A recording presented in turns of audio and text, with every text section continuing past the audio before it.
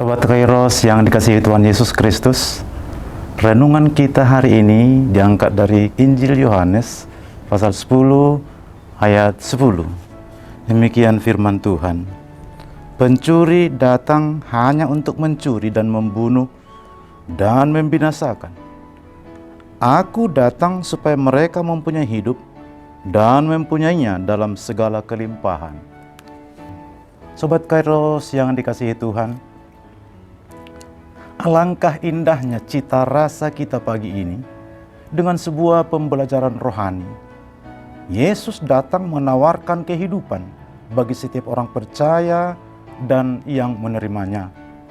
Alangkah sukacitanya suasana hati kalau kita memiliki Tuhan yang tampil sebagai gembala yang baik, masih terus memberkati dan memelihara hidup kita sepanjang waktu. Ketika kita masih melangkah di antero serba ringkih dan rapuh ini. Alangkah indahnya nilai diri setiap orang beriman yang tinggal di dalam Kristus. Sebab mereka pasti akan berbuah lebat yang boleh dinikmati oleh orang lain. Ini sungguh sesuai dengan ucapan berkelimpahan. Artinya bukan hanya sekedar berisi, memiliki. Bukan punya hanya sekedar cukup atau meluap terbang percuma. Namun jauh melebihi apa yang diperlukan. Hidup yang berkelimpahan yang Tuhan ucapkan bukanlah tumpah ruah meluber. Tetapi maksudnya adalah sesuatu yang kita terima sungguh melebihi dari apa yang kita butuhkan. Jauh dari apa yang kita harapkan, sungguh Tuhan sediakan. Maka dengan kelimpahan itulah kita boleh menjadi saluran berkat bagi sesama dimanapun kita berada. Sobat Kairos yang diberkati Tuhan, apa yang disampaikan oleh Yesus Kristus dalam nats ini merupakan penggenapan janji Allah dalam perjanjian lama.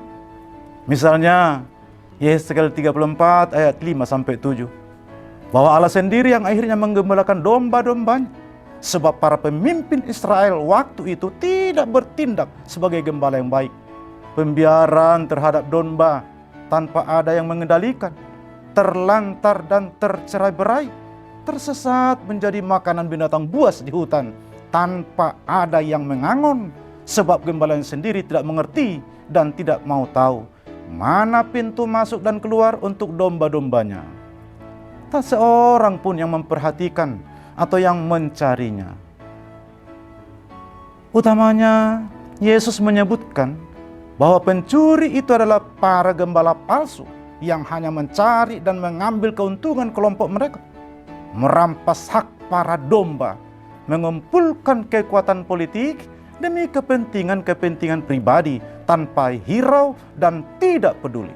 Lebih tegas, Yesus menyebutkan bahwa pencuri datang hanya untuk mencuri, membunuh, dan membinasakan. Masa bodoh dengan kesakitan, kesusahan, dan penderitaan apapun yang harus dirasakan oleh kawanan domba itu. Namun Tuhan Yesus tidak akan membiarkan semuanya terjadi sebelum terlambat.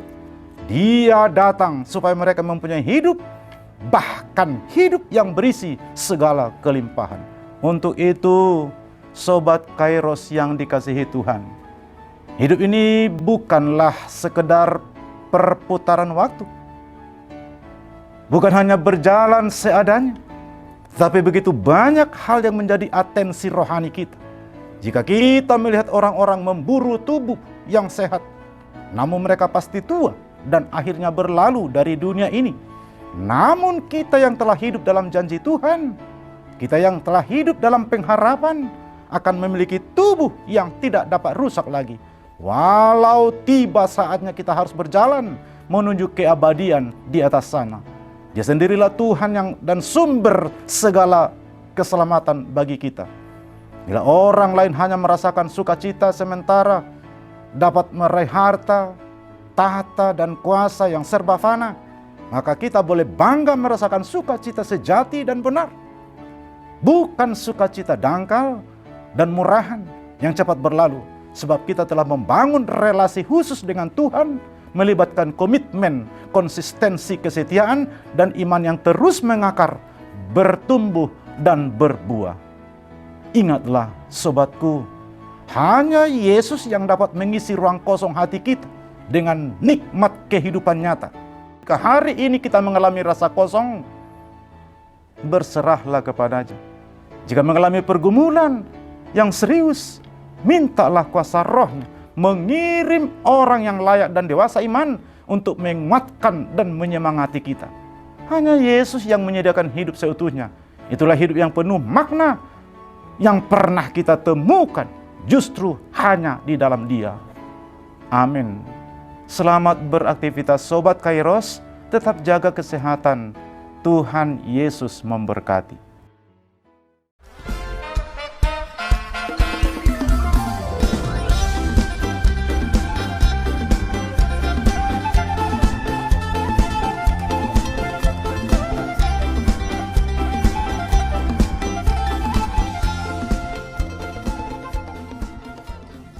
Tahun ini merupakan tahun yang bernuansa kesatuan hati bagi seluruh gereja HKBP. Kita telah menetapkan orientasi pelayanan tahun 2022 sebagai tahun kesehatian di bawah terang tema sehati sepikir dalam satu kasih, satu jiwa, dan satu tujuan dari Filipi 2 ayat 2. Dan subtema mewujudkan kesehatian dan kesetiakawanan bagi gereja, masyarakat, dan bangsa.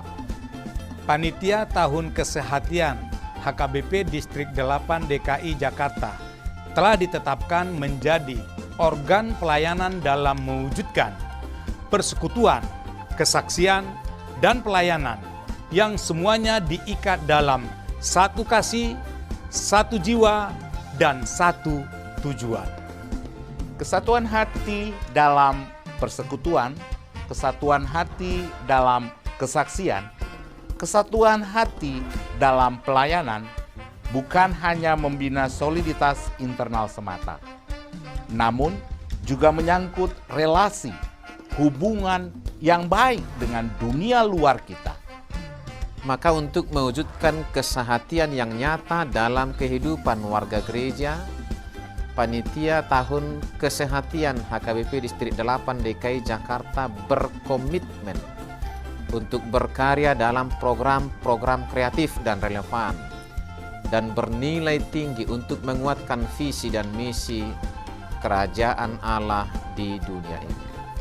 Kami mengajak seluruh elemen gereja, baik pelayan penuh waktu, pelayan takbisan dan non-takbisan, serta seluruh jemaat dan para pemerhati lintas denominasi, mari bersama-sama mendukung dan mensukseskan seluruh program-program pelayanan yang telah ditetapkan, baik dalam doa, daya, dan dana.